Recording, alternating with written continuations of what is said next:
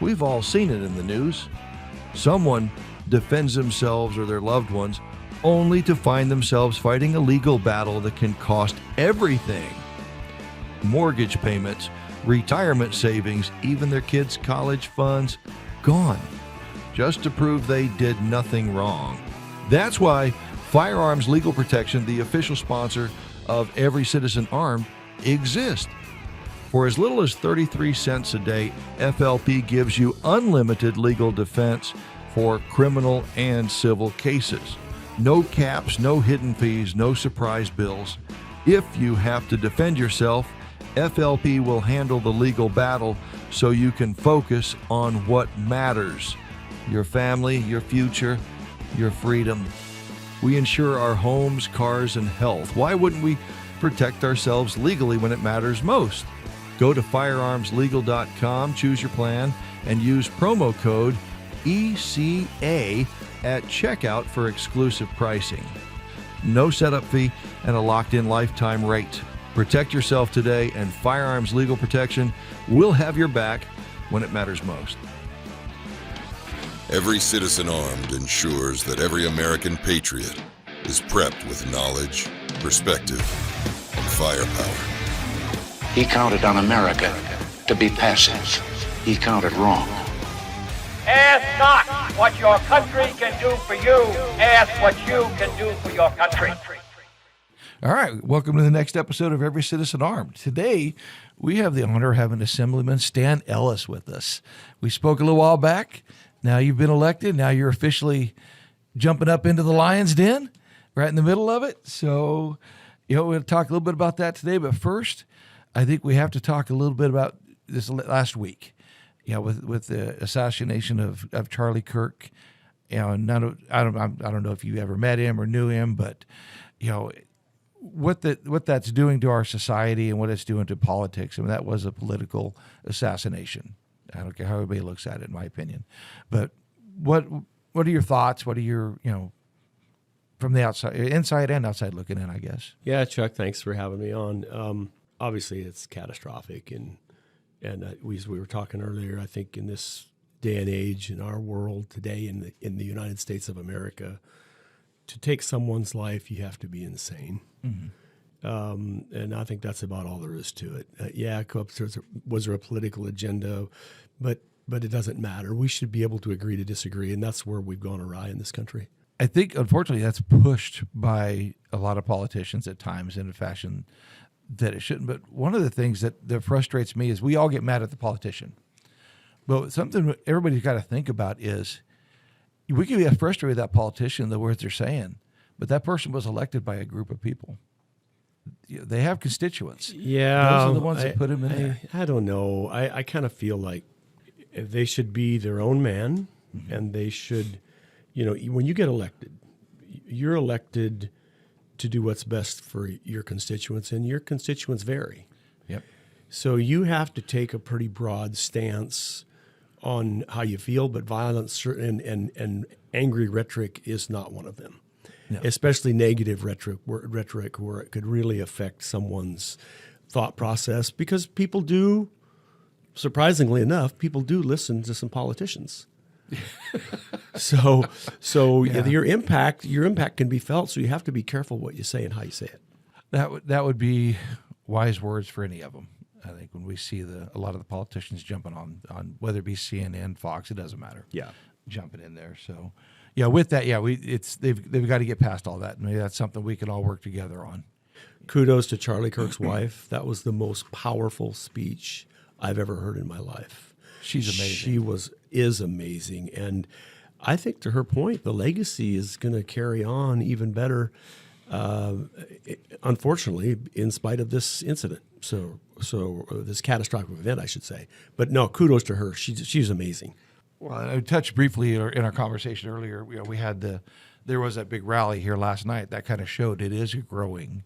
And you hate that this is the reason why, but they had almost 5,000 people at a candlelight vigil last night out here in Bakersfield. So, with that, we'll get into, you jumped into this and you're up there now, and you've never been in politics really before. I mean, I'm sure you were involved a little on the sides, but Now you're right in the middle of it. What in the world? It's what were your first impressions walking in up there, and where are you at now? Well, first of all, the real cool thing, it's bittersweet. There is to represent 500,000 people, and I have an incredible staff that fields calls all day long for folks need help with Social Security. They need help with CalPERS. They need help with DMV. They need help with the Franchise Tax Board. Our staff is our goal number one is to make sure that our constituents have their requests answered and dealt with in a timely manner, like right now. So I have this most incredible staff that handles 99. Every once in a while it gets to me and I'll have to make a phone call. But I'm telling you, it's like you're only as good as your worst employee. Yeah. So I have this incredible staff, and they deserve the credit. But I would tell you, so representing 500,000 people is like way cool. Then you get to Sacramento and you see the politics side of this business, and it is the business of politics. Unfortunately, when I got there, I got it in midstream, and they're starting to present a couple bills on session, and they tell you to be there at 9 a.m. So I'm in there 15 minutes to 9, and there's a few assembly staff there, but there aren't any assembly members. And by 10 o'clock, they kind of drag in, and they're all visiting. Now, keep in mind, we're making $135,000 a year. Yeah, okay? yeah. This is a paid position. Yeah, it's a paid position. So you get there, and all of a sudden, you're supposed to be there at 9. It doesn't start till 10. Then they start with a prayer. Then then when he gavels down, and then they do the flag salute. Then they do resolutions on, this is Butterfly Day. We want to have this day in California, Butterfly Day. And then another resolution for Rice Day. This is Rice Day. And so, believe it or not, people stand up, elected officials stand up and talk for minutes, several minutes each, so they can grandstand on their social media about this resolution, which there's nothing wrong with acknowledging. Sure. Certain individuals and certain, Butterfly Day's fine, but we're there, we're paid to get a job done. We're paid to legislate, we're paid to get bills, we're paid to serve our community. We've lost our public service. It's all about politicians. So then they do that for 2, 3, 4 hours and they adjourn. So and then on Friday, the same thing. You show up at 1 o'clock, nobody's there, they start at 2. This goes on and on and on. So for several months, I'm up there, and I'm complaining about it. Oh yeah, you're a business guy. I'm going, hey, come on, you guys, why can't we start earlier? And let's get to work on time. You're 10 minutes early, you're 20 minutes late. My son will definitely attest to that. So anyway, was sitting there one day. We were doing this, and I pulled out my calculator and my pad. I started adding up all of the salaries of 80 assembly members, all of their staff, and the assembly services that provide the services. And I put a little bit in there for electricity and, and tried to come up with what does it actually cost us? And the number came out conservatively. And I used 22 days a month at 8 hours a day. Okay. I came up with some astronomical number of $60, $70 million. Sure. Divided it by 2,200, and guess what? $31,000 an hour. The state of California is paying the assembly and the legislator $31,000 an hour to do nothing. Think about that for a minute. So if you pass 2 bills, or you don't pass 2 bills in that, and so then they go along, and then towards the end of the session, you might get 8, 10 bills, and all of a sudden now you get 30 bills. And then the last 2 weeks, they shove 400, 500 bills. We were up till 3:30 in the morning on the assembly floor because all of a sudden now they're concerned about getting these bills through. Oh, now we got to go to work. Yeah, we got to go to work. And then everybody was complaining about being there 3:30 in the morning, and I said, I've been complaining about time management since we've been here. You're not going to be very popular with I'm not very popular, but it's okay. But yes, you shouldn't be. That's right. You should not be. I'm not there. And it's funny you say that. It is a popularity contest. Oh, absolutely. It's about who can grandstand the most and get the most votes because they were grandstanding on social media. Did you watch the Kash Patel hearings recently? I seen them yesterday for about 15 minutes, and he was by the way, I know Kash. Do you? Personally. And we've been friends for several years. Oh, me too. And he is amazing. Yeah. Oh, yes. And he did an amazing job yesterday. And I texted him afterwards. I said, that was blank amazing. Oh, gosh, yes. He did exactly what I always want everybody to do. Yep. Tell them they're jackasses. Yep. You know, when he went after Schiff, that was awesome. That was the best hearing I've ever heard. It was, because all they're doing is grandstanding. I know. Thank you. It's like, come on. Right. That's right. If you have a question, ask the question. Yep. You don't have a question. Yep. You know, like you said, it's all to get clips. That's right. Wow. So you're trying, though. No, and pushing. I know I sound really negative here on the first portion of this, Chuck. I would tell you that some of my colleagues are really amazing. There are some very, very intelligent folks there. Yeah. Unfortunately, they're driven by the political agenda, and it gets in the way of good business. Well, and I think that's the key right there, business. It's not ran like a business, and it needs to be. We joked about talked a little earlier about even the school boards. When I was on a school board and I watched how the waste and just everything that goes on there, and it was interesting. The superintendent at the time, he said, "I came from business. I mean, that was my look on things." And he says, "I could tell that you're looking at this like a businessman." I said, "Well, absolutely, because we're stewards of the money of the people in our district, and it's a much smaller scale." So I can't imagine $31,000 an hour, and it's just being wasted. Yeah, it's conservative. Yeah, I'm sure it's closer to 50. You know, if they really get into it. But that's when people think about it. And I asked this question to Jeff Flores a while back. A lot of folks, they hear county supervisor or they hear state assembly, nobody really knows what that means. And what is?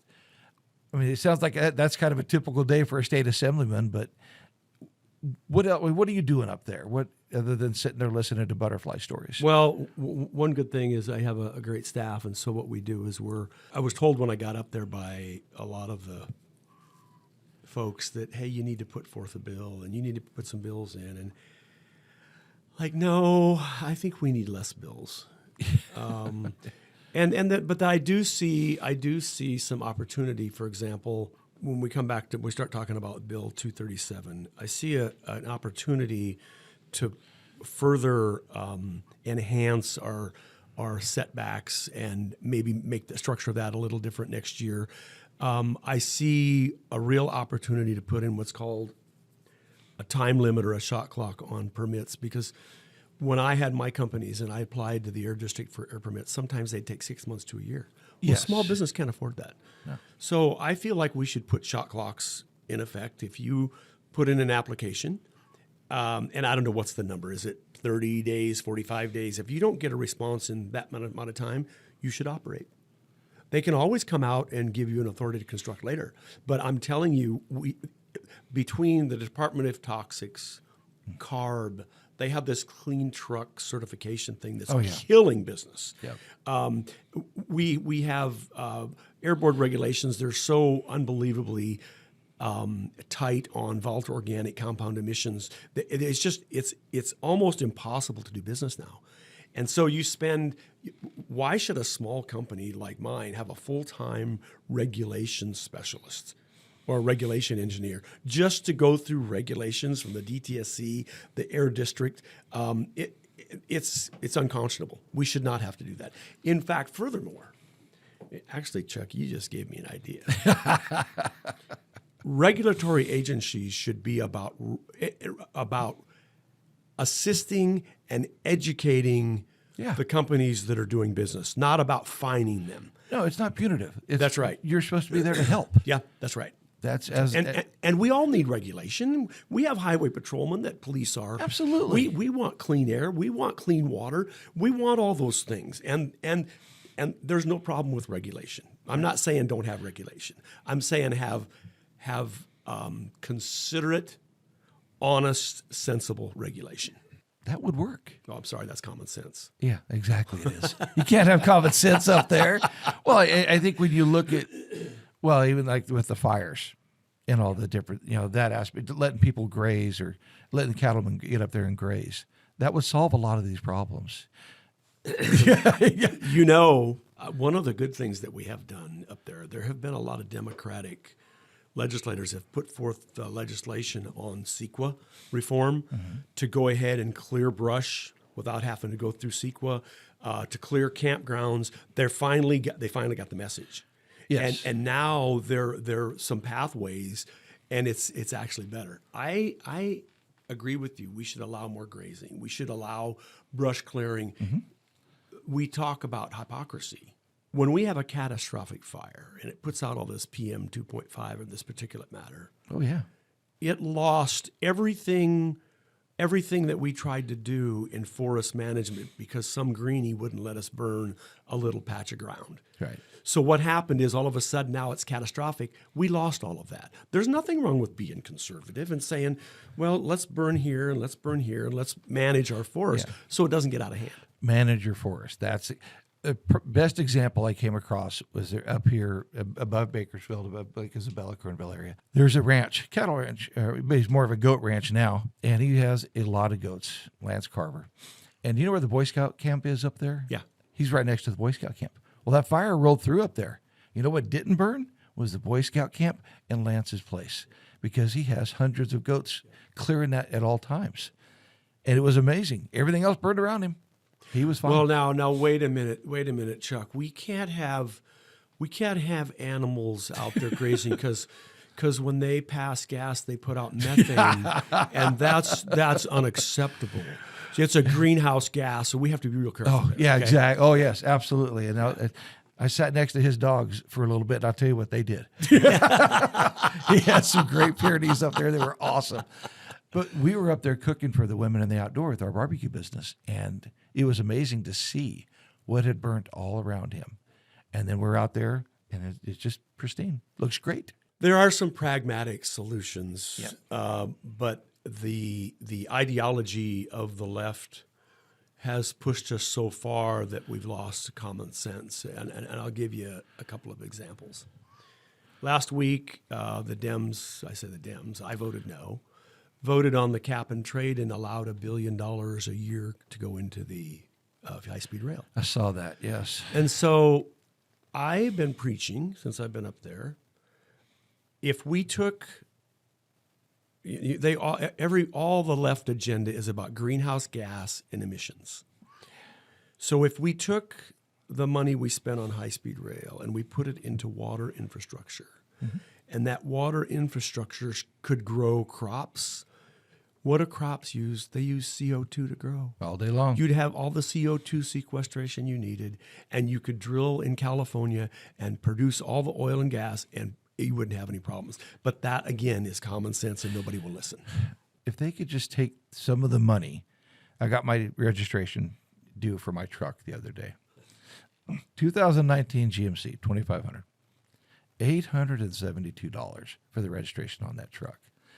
Come on, let's be realistic. Yeah, it's $200 in South Dakota. Yeah, exactly. Yeah, and our roads are terrible. Yeah, I drive from here to Reading, and up to 5. If we take some of that money and make the roads make 5 3 lanes, make it 4 lanes, the traffic jams alone that it's going to prevent is going to save greenhouse gases. Thank you. I mean, that's just me. Yeah. I'm sitting out there in the middle of nowhere on I-5 at a traffic jam because it's only 2 lanes. What a waste of money. Well, check this out.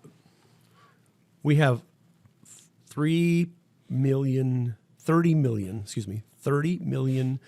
gas and diesel vehicles in California, not counting farming, which is probably another 4 million. Oh, yeah. Gas and diesel.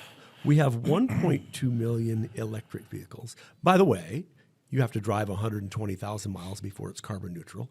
By the way, they cost an enormous amount of money, and the underprivileged can't afford them. So the electric agenda is way off. Oh, no, it doesn't make any sense at all. Makes no sense at all. There's nothing wrong with look, those little electric vehicles are nice. And they're pretty cool to drive around town and to be able to plug in your car at home. But to say by 2035 the state is going to be all the trucks and all the farming vehicles, it's not. There's no common sense there. No, there's not. It's not reasonable. Yeah. So I'm going to come to the oil and gas. That's kind of transcends me into the oil and gas conversation. We import 1 million barrels of crude oil per day. 1 million barrels. Into California. That comes from Ecuador, Venezuela. Sure. There were some transships coming from Iran that were transloading into other ships to the U.S. Right. Okay, it's coming from, so this oil is coming in from international and from countries that don't even care about human rights. They could care less. No. Right? No. So here we're bringing in this oil. We're buying oil. Then we're also bringing in a portion of our gas and diesel from India. Oh. It's being refined in India and brought here, not necessarily by clean carb standards or reformulated fuel standards, but we're bringing in diesel and gas from India. Check this out. 40% of India's raw materials for the refineries, their crude, is coming from Russia. Then they say they don't want to drill in California because we have dirty. The ideology of the left, it's called dirty oil. It is not. You got to hear them on the floor. This is dirty greenhouse gas. It goes on and on. It's not dirty. We put out the cleanest oil and gas in the world. We put out from the wellhead to the tanks, to the manifolds, to the pipelines, to the refineries. We are regulated to the nth degree by the air districts. We cannot put out any volatile organic compounds that we're fined. It is unbelievable how clean we are. And so then all of a sudden, they don't want us to drill in California, but we're bringing in ships. Now check this out: the ships that bring in the oil and the gas and diesel, they have internal combustion engines. Sure. That burn what's called bunker fuel or number 6 fuel oil. Yeah. Is the first level cut above asphalt in the refining process. Just nasty stuff. The reason they burn it, because it's cheap. Yeah. Okay. It puts out into the atmosphere this black smoke, unbelievable, just pouring out for 3 or 4 weeks at a time. They're called polynuclear aromatics, which are regulated hazardous by the EPA. Right. These ships get 20 miles out. They kick over to low sulfur diesel, so it looks like they're clean, and it's because the EPA regulates it. So guess what? All of a sudden, it looks like it's hypocrisy at its best. And nobody's really looking at that or paying attention, or they're choosing not to. Really, is what it goes into the not in my backyard argument, and that's always just drove me nuts. Yep. But even now, we've had some changes here in California, in Kern County recently. Jeff Flores on a while back, he talked about they passed an ordinance to help with do some more drilling here in Kern County because we have an abundance of oil. We do. Just an abundance. But how is that going to go through, and is the state going to let them really drill more oil? Yes. So 237 came up last week, and it passed almost unanimously on the left. And what was the name of that? It was Bill 237. But what was it? And what it is, there were several points in there about allowing Kern County's EIR. Okay. So we could get about 2,000 permits. Okay. Starting in January. The governor has to sign it into legislation that we think he will. I don't think he'll veto it. He's been told by the California Energy Commission that the price of gas is going to go through the roof if we don't get to drilling and get oil in our pipelines now. Well, hopefully he listens to that. Well, he's actually the one promoting it with his Democratic colleagues because he understands that it's a matter of national security. Do you think he really understands that, or does he think it's just because now he wants to run for president that he thinks he needs to do this? Well, I think that you're probably spot on there. It's amazing how much he's changed in the past 8 months. I don't know him. I can't speak for him. Right. I just know that it was a Democratic bill that was brought forth. That's pretty amazing. By Hurtado and Grayson and Richardson, who were all Democrats, and it came across as pipeline The bill came across, looking like it was for pipeline protection.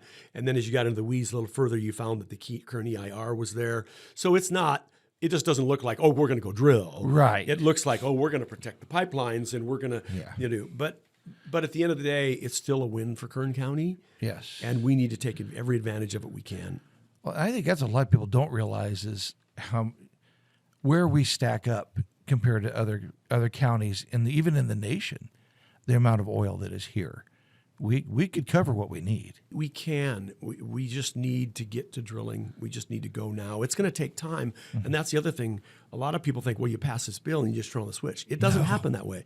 No. Most of our contractors have left the state and gone to Texas. We have to get drilling contractors here. We have to get people trained again. It's not going to happen overnight. And we have to have refineries. That's right. Otherwise, where are we going to refine all this if we do get it? That's right. Was there any verbiage in there for refineries? No, I didn't see any verbiage in for refineries. However, we know that the Energy Commission is negotiating with Valero. And the big push is to get the reason the Kern County EIR came into effect and drilling here, the 2,000 wells, we're able to get fluid in that pipeline to PBF refining otherwise it would shut down. Yeah. If we don't start drilling now and get that pipeline full, we're going to shut down. Yeah, you have to. Yep. But we still could use another 2 or 3 refineries in the state of California, at least, couldn't we? We could. I mean, would that would suffice? Yeah, that'll get us there. And Valero is the one, they do a lot of it. Surprisingly enough, yes, Valero does a lot, but Valero makes all of the jet fuel for Travis Air Force Base, and it also makes the majority of the oil for jet fuel for Sacramento, or San Francisco or Sacramento. I can't remember which one. But Travis Air Force Base, isn't that a matter of national security? I would think, what's interesting, that brings me to a different thought, but about national security, who owns Valero? Valero Corporation. But where are they based out of? Texas. Are they? Okay. Yep. Okay. San Antonio. It's not one of the, Venezuelan companies or something like that. They're a U.S. company. Oh, very good. I've done a lot of work with Valero. They're a great company. That's good to know, because I've often wondered that. Yeah. Especially I stop for fuel an awful lot. Yeah. So, that's an incredible company. That's great to know. That is great to know. So with that, we're going to run into, I did hear Chevron is pulling some jobs back into California recently. Oh, that's good news. I had not heard that. Yeah, that's, I've heard they were pulling some things back into the Kern County area. Good. I guess that's just people talking. I haven't talked to Chevron, but that was some folks I know in the industry were coming back, so that's good. Imagine this. You defend yourself or a loved one, and instead of being seen as the good guy, you're arrested, charged, and forced to fight for your freedom. You know you did nothing wrong, but now you're looking at thousands in legal fees. We've seen it happen. Good people losing everything just to prove they acted lawfully. That's why you need firearms legal protection. For just 33 cents a day, FLP gives you unlimited legal defense for criminal and civil cases. No caps, no hidden fees, no payback, just real protection with experienced self-defense attorneys who have your back. Plus, you'll get 24/7 attorney access, red flag protection, and more. Go to firearmslegal.com, pick your plan, and use promo code ECA for exclusive pricing, no setup fee, and a lifetime rate lock. Because when the worst day of your life happens, you shouldn't face it alone. How is this redistricting going to affect Kern County or the state in general? We seem to have been gerrymandered out so much as it is. Can he really do that much more and eliminate 5 seats? They seem to think so. And I think the answer to that is yes. Being up there when it first came about, of course, all the Republicans voting no. Sure. And my question on the floor is, who wrote the redistricting? Who wrote it? They won't answer that question. No, the reason they won't answer it is because, and I understand it's the legislators are not allowed, right? But nobody will answer the question. No. And if when I did ask the question, they answered it ambiguously as a political, in political rhetoric. So we don't know. I think it's bad for this state. Yeah. And it can't do anything but hurt us. So there's 80 members. How many of them are actually Republicans and how many? 20. So when you break that out, I mean, realistically, California is almost 40% Republican. in the overall, or 38%, something like that. That's right. That's right. So when you break, there's a lot of taxation without representation. Well said. Well said. When I look at it, and people don't realize it. Yeah. I mean, I've joked since I was a kid that we should break this into 3 states. I've felt that forever, that's back when I was 17, 18 years old. Well, our leader, James Gallagher, is trying to divide it into 2 states. See, I think he's going about it wrong. And my thought process on it, and that's just because it's my idea, so I think it's right. I've always felt it should go, you got to figure out a way to go east to west. And you have to do it like down near, I would say Fraser Park, Santa Clarita, somewhere east to west there somehow. And you got to go up north, and you got to go above Lodi, or right around Lodi above there. And the reason I say that is all 3 states would have their own port. And that's a good idea. You're not taking the port away from them. I feel bad for the people of State or Jefferson because they would get stuck with San Francisco. But, that's they could break off into their own 4th state one day. I love going up there talking to those folks. But, yeah, I've always felt there's got to be a way to do that. So, and if they did, holy smoke, this state right here, this would be the richest state in the country with our oil and ag and the correct mindset. Yeah. Heard a statistic yesterday that energy is 8% of our economy in California, but it's the first 8%. Yeah. Because if you think about it, it was a really good comment. If you think about it, all of our goods and services, all of our food and farming, everything we do revolves around energy. So it is the first 8%. So we need to pay attention, and we need to get to drilling. If it's 8 now, what should it be, you think? Should it be 15? If we really got after it? I haven't even thought about that. It probably should be higher than 8 for sure. Yeah. I don't know where the ideal situation for me is to have 0 imports. Oh, yeah. Because let's think about this for a minute. You have where we're setting ourselves up for if we lose these refineries and lose production. These ships bringing in our fuel for energy, which is the first 8% of our economy. If there's a tsunami, if there's a war somewhere, if a pirate ship goes out and there's so many things in this world. What all of a sudden if our supply falls short and we're standing in gas lines and your wife is pregnant and you got to get her to the hospital, but you don't have any gas? Yeah. Or what about? I mean, you could come up. Yeah, take your pick. And this is a matter of national security. It really is. Travis Air Force Base getting Valero shutting down. Where are they going to get? They're going to ship in their jet fuel. This is a matter of national security. It's not just because it's 8% of our budget or what? Not budget, but 8% of our economy. The first 8%, I like that. But yeah, because everything else stems off of that. Yeah. Absolutely. Yeah. Wow. So, and when you see, there's a good chance they're going to get this redistricting, and it's going to affect a lot of these things. The gerrymandering that happens, I don't think folks really realize it. I looked at one district, and you probably know which one. I don't know the numbers of it, but it runs from like Lamont up to Visalia, and just kind of runs like a snake. And I don't think people realize I would wish people would grab a map of California and look at the true districts and see how that really looks. That seems to make no sense at all to me. When I knew a guy who was running for that years ago, and he was down in Lamont and Arvin campaigning when he lived in Woodlake. I'm like, what are you doing? He goes, oh no, it goes all the way down. That's insane to me. Yeah, it makes no sense. Yeah, I mean, like where does your area cover? What's your my area, the 32nd district, is Taft, Ridgecrest, Tehachapi, a little part of Tulare, and a little part of Visalia. Bakersfield covers Baker. Yeah, Baker. Yeah, he takes all that. Okay. Yeah, Bakersfield. Okay, but it wouldn't shock me if it went like this. No, it is Bakersfield. Put a little horseshoe in there. Yeah. Okay. So, and when is the vote going to happen on the redistricting? Gosh, I don't know. Okay. I don't know. Well, that's probably a good thing. Yeah. I mean, if maybe not pushing it through right away. I know I'm putting out a bunch of signs. Are you? Vote no on 50. Is that what it's 50? Yeah. Yeah, exactly. And that special election that's coming up for that's going to cost millions of dollars. They estimated $250 million. And we've got that was the other thing that irritated us in Sacramento, voting on all these bills. We're going to spend $250 million on a special election when we don't have any money for our needy. I mean, it's just unconscionable.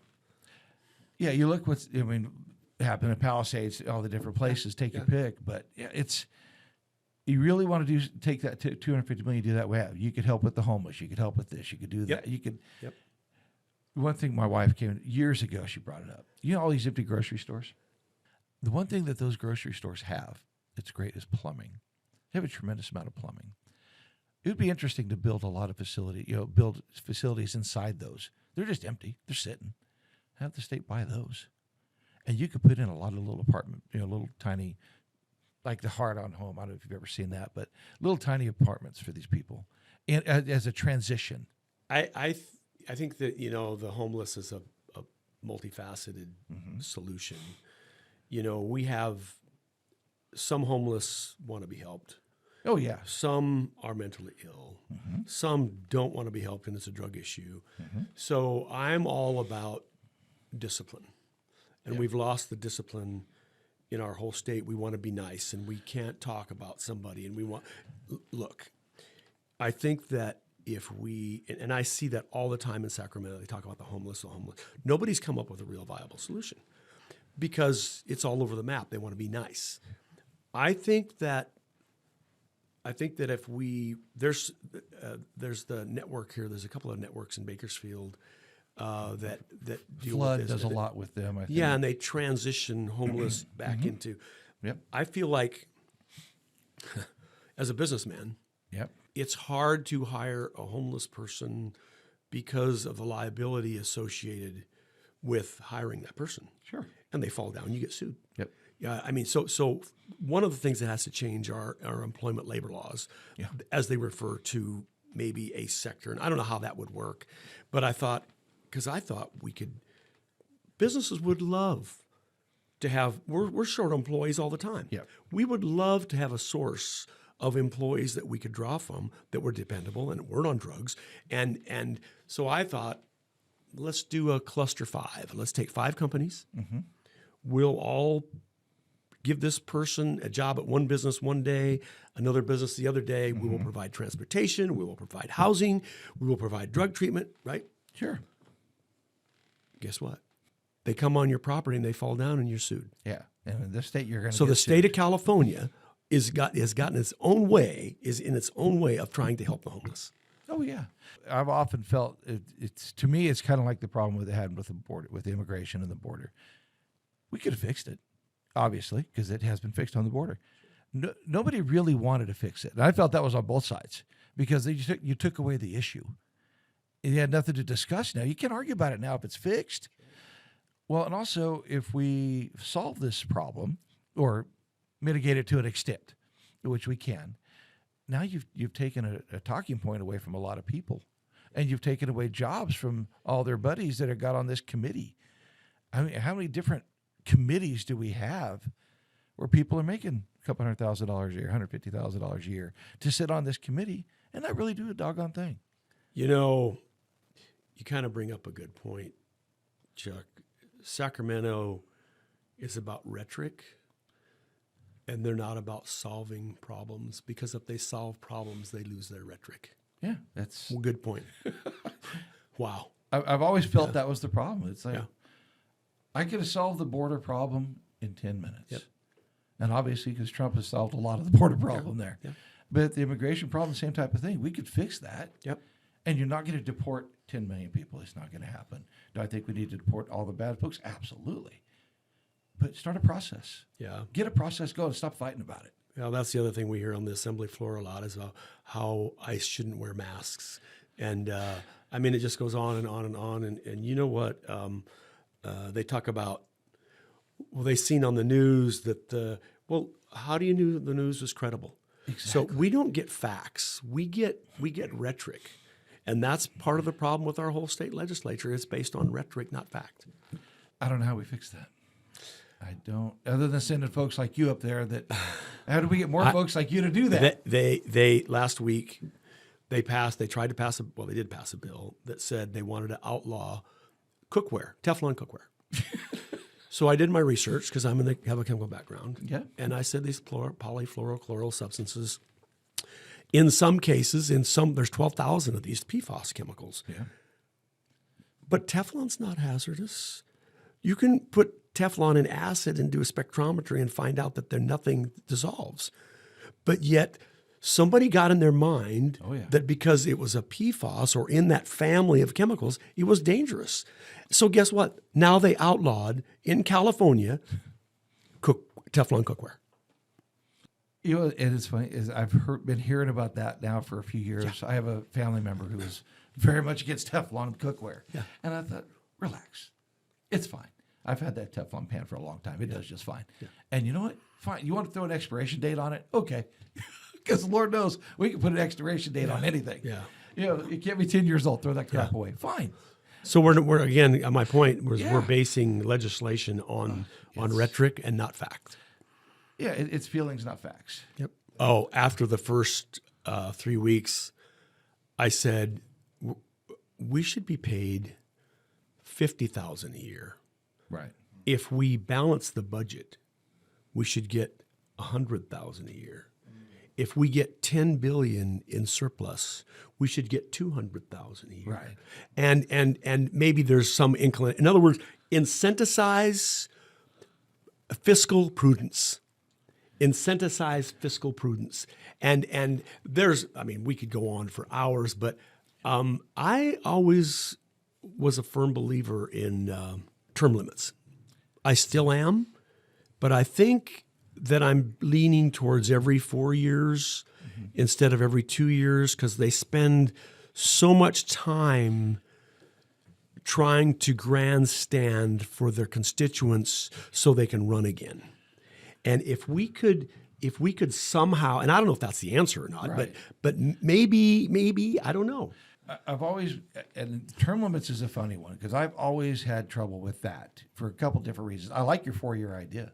I like that a lot. Well, especially Assembly, the Senate's already for. Yeah, exactly. Yeah. But I think that would be good for the Assembly because, you're always running. Yeah, that's what you could actually go to work and stop running for a little bit. Yeah, I've struggled with it, and because of you're taking away the community's right to send the person that they wanted there, but at the same time, you have to make the elections equal to where the incumbent doesn't have the tremendous amount of advantage.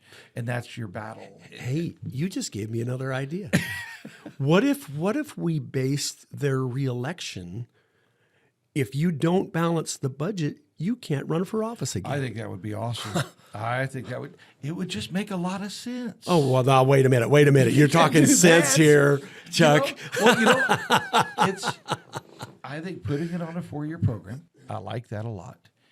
And then, but there's got to be some type of limits, whether it be 2 or 3. You can't have people like, I mean, Pelosi's been in there now for God knows how many years and so forth. And so, there's got to be a way to do that. We do it with the governor. We do it with the president. That's right. So I like incentivizing legislatures. Oh, I love that. And if you don't get to a certain marker, you can't run again. You would never get anybody to vote for that because they've never had to have an incentive in their program ever in their life. Yeah. It's, business people have often said it a lot, the signing of the front of a paycheck. Yeah. The people that sign the front of the paychecks will make a lot more sense up there sometimes. Yeah. Yeah. Capitalism isn't evil. It's not evil. That's what got us here. That's right. Are there some evil people that will take advantage of things? Absolutely. But that doesn't matter which side, what policies you have. That's going to happen. So, with that, I mean, gosh, there's your bills. Start sending those bills up. There you go. See how they'll shoot you down, but what the hell? Throw them out there. Might be worth a try. It is, and we do have the governor's race getting ready to come up. Yeah. We've got, I haven't looked real deep into it. We did sit down and talk with Steve Hilton a while back. Great guy. Great guy. We haven't had a chance to talk to Bianco yet. We're still hoping to get another him on. Great guy. It is. I'd love to get him on here and talk with him and pick his brain. And it's, obviously, our podcast is called Every Citizen Armed, so we are very much about the Second Amendment. He seems to be a pretty big supporter of that. And So was the little British guy, you know. He's very much about the Second Amendment. I love talking to him about that.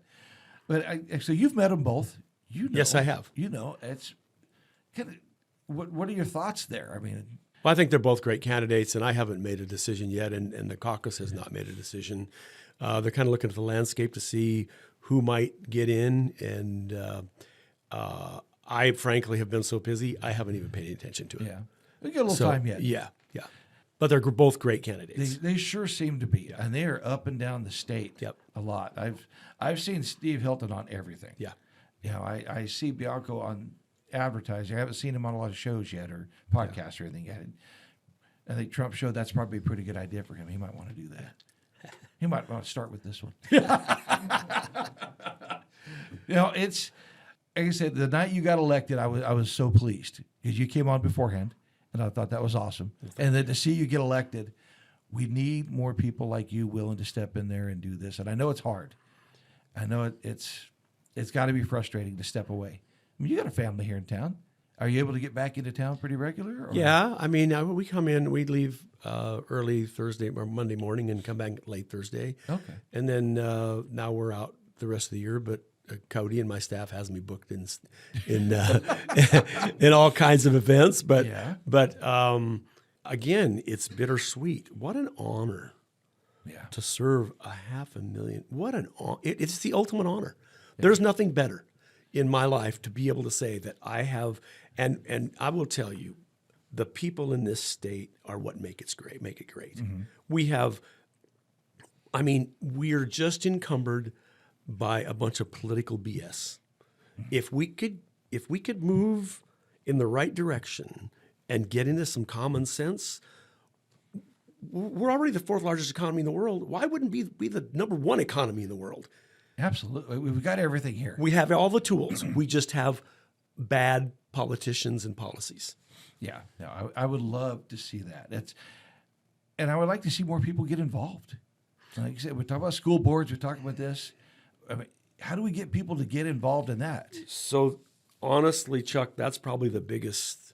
Most people like me before I ran, I contributed here, a little bit there, but I didn't pay much attention. Yeah. I just didn't. I was working every day. Yeah. The average person, kind of like myself, watches some news once in a while, has a family to feed, thinks about getting up in the world of work. We don't think about things like Prop 50. Right. We don't think about, these things that are so far out there. And then we feel, even when we get our ballot, I had to call some of my friends and go, hey, what's this mean? Yes. What is this? Who is this person? So even though we have the social media, even though we have the news, the average person like myself is not informed. And nor do we have the incentive to be informed because we're working all the time. Right. So it's a catch-22 situation. I'm just as guilty of ignorance because of my own fault and effort to try to put forth into the political arena. But the answer really is letting these people know in a short sentence what's happening, because we all have a short attention span when it comes to that. We're working every day. Yeah. There's no easy answer to this. It's not. I see a lot of people complain and making a lot of comments about their schools and different politicians. Take your pick. And I always tell them, especially the schools, I said, what are you doing? Are you going down to the school? Are you volunteering? Are you attending the school board meetings? Are you running for school board? Because we elect those people. Are you talking to your assemblyman? Because we elect those people. It's on us as the public. We have to hold folks accountable, and then we have to hold ourselves accountable too. And I'm just as guilty. I don't pay enough attention. I don't know these bills coming up, and I probably should. Well, that's why we should have a part-time legislature, frankly. That would be awesome. And that's why we need less politics in the news, and we need less political grandstanding. Mm-hmm. And at the end of the day, less is best. Yeah, absolutely. Well, very good. I know you've got a lot going on. I appreciate you taking the time. I don't want to take up all your time while you're here. Is there anything that we did not cover that you have going on up there that we should talk about? And then we have one more question coming in. AI is accumulation of data and dissemination of data. That simple. So the more complex that it becomes, the more invasive that it can be to privacy. So I've seen in privacy committee that there are quite a few folks pushing forth some legislation on artificial intelligence. I'll give you one example. A fellow assembly member brought forth a bill on making sure that people that had copyrights were protected from people that used artificial intelligence. And there's opposition, there's proponents, and there's subject matter experts. And I asked the question when it came back to committee, isn't there already an AI app that determines copyright infringement? Right? It was a simple question, right? I wanted to know. There, yeah. Oh, they didn't know. So, but I would tell you there is a lot of talk about AI and privacy, and there is some legislation, but it's. I think the issue that I have with it comes down to someone has this great idea, but then they don't understand AI, and they don't. So then, but they want to pass a bill that makes it look like they're doing something cool. But I'm going to tell you, as a past owner of a quantum physics lab and tying quantum computers together and networking, that you think AI now is powerful. You wait till quantum gets a hold of it. It'll be 1 billion times 1 billion faster. So get out of the way. I might be wrong, but when you start using AI and it transcends to equipment and and manufacturing and speeding up that, guess what? You need people to work on that equipment. Absolutely. So there's going to be a lot of technicians and a lot of computer specialists. So I think we're going to transcend. Maybe you're right. Maybe it's a shift in the labor force too. I think so too. Yeah. We're seeing that with the apple harvesting alone. Just recently I saw that where they're actually harvesting that. But I have a daughter who's in marketing, and that's what I was telling her. I said, it's great that you do that, but I can tell you what, I could go through and create an ad campaign right now for the horse feed I sell. So where there's 20 of you doing it now, we could have 4 of you doing it. Yeah. And AI is going to create. I say, give me an ad campaign to go to women 18 to 32, 18 to 45 that feed their horses and do this and do that, and boom! All of a sudden, I have an ad campaign put together. It needs to be tweaked. It needs to be adjusted. It doesn't take as many people to do it. Yeah. So that type of stuff, part of the AI concerns me a lot. But you're right. They're going to have to find different. They're going to go different angles. I think you're going to have to see a transition in the workforce, and you are going to get rid of some jobs. Yeah. But you may create some. You'll create some new ones at the same time, hopefully. Who's going to build all this AI equipment? Yeah. But what that does bring goes back to your initial point with the AI. It is going to take a lot of power. We're hearing a lot about these power centers. It is. They're called data centers. Data centers. Uh-huh. It takes a lot of power to run those. Yes, it does. We'll have to have some of those in California. That's right. And they've got to have the power come from somewhere. They're actually talking about, some of these individual data centers are talking about buying their own little micro-nuclear power plants. Absolutely. That'd be the cleanest way to do it. I mean, we got all this desert land out there. Yeah. We could run a lot of stuff out there in the middle of the desert. Yeah. And not really bother anybody. That's right. Well, it's not in your backyard. There you go. Nobody wants to see that anyways. No, that's okay. That was a great question. Great dialogue. That's awesome. Now, the AI thing it's such a hot topic right now. So it is. Yeah. Anything we should be? Oh, let me ask you this real quick. And I know you're still relatively new up there. Being that it is, we talk a lot about gun laws. Do you know of anything in pending gun laws coming up? There's a lot of discussion about. Well, they just passed that legislation on Glocks, and I don't think you can be up. I can't remember the number of the Glock.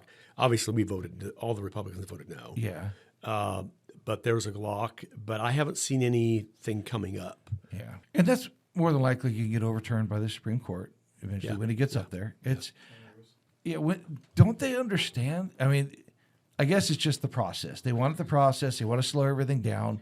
It's going to get overturned. Chuck, it's ideology that's killing our state. Yeah. It's the ideology of greenhouse gas and emissions and giving away $12 billion a year to Medi-Cal, and I have to tell you that on the other side of the aisle, they have some good hearts. Okay, Sure. some smart people, some good people. I'm friends with some of them. There's some great people, but ideologically, we are so different that it's driving our state into a big hole. Yeah. And it's all ideology. It's killing us. I wish more people would look at that. I really do. I don't know how we get them there. I argue every day with them, respectfully, of course. Yeah. Well, you have to. I mean, otherwise it's going to turn into a shouting match, which sometimes is needed, but not always. Yeah. So if you could do that. Yeah. Yeah, exactly. You turn into that. Yeah. So, well, thank you very much. I appreciate you coming. It's been awesome. I'm great to see you doing stuff up there. I hope it continues. Thanks, Chuck. I appreciate you.